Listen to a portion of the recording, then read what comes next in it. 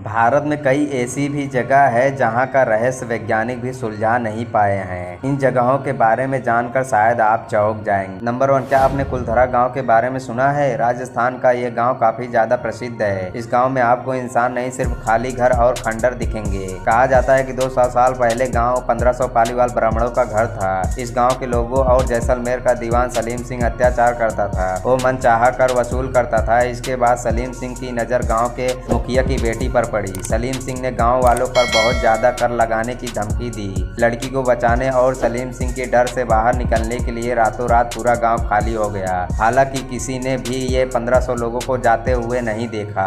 कहा जाता है कि इस गांव को वो लोग शराब देकर गए थे कि यहाँ कोई अब नहीं रहेगा।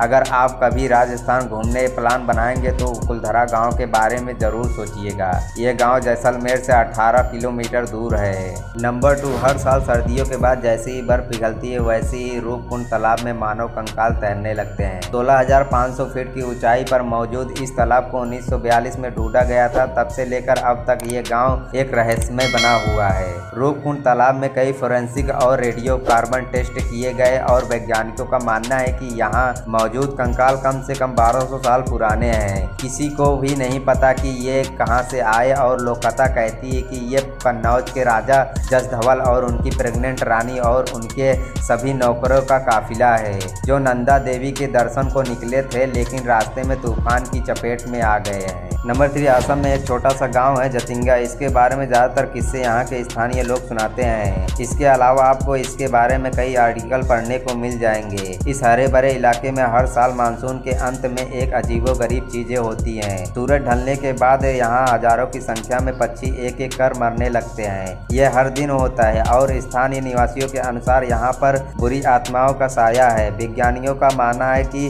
शायद पक्षी कोहरे की वजह से ठीक से देख और महसूस नहीं कर पाती, इसके वजह से इसे पेड़ों से टकराकर मर जाते हैं। पर फिर भी कोई ये नहीं जानता कि आखिर हर साल कई दिनों तक एक ही जगह पर ऐसा क्यों होता है।